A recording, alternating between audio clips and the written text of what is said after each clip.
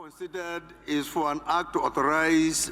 About a week ago, President Bola Tinubu transmitted the bills to the National Assembly, saying they will allow the full release of capital component funds to all ministries, departments, and agencies.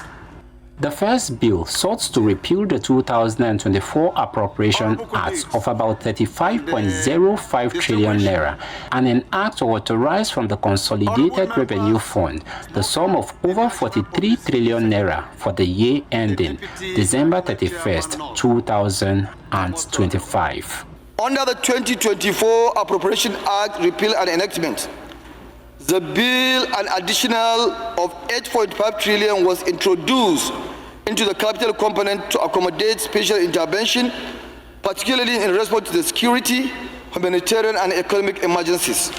The second bill proposed repealing the 2025 Appropriation Act of 54.9 trillion naira and re-enact or authorize the issuance from the Consolidated Revenue Fund of the Federation the sum of over 48 trillion naira for the year ending 31st March 2026. Under the 2025 Appropriation Act Repeal and Enactment,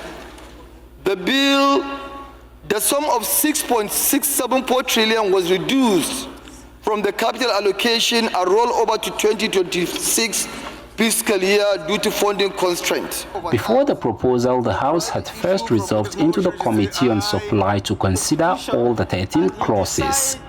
41,744,507 from the Consolidated Revenue Fund for 2024. Carried.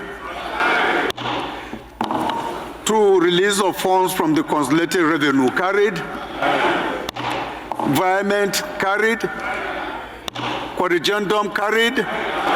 Earlier, the House passed the amendment of the Electoral Act of 2022 to regulate the conduct of federal, state, and area councils in the Federal Capital Territory elections. The elections and for related matters. Third reading. This bill is read the third time and passed. Following the passage of the bills, the House suspended its rules to adopt the votes and proceedings of the day, and then adjourned sessions to January the 27th, 2026. In Abuja for News Central, Idong Joseph.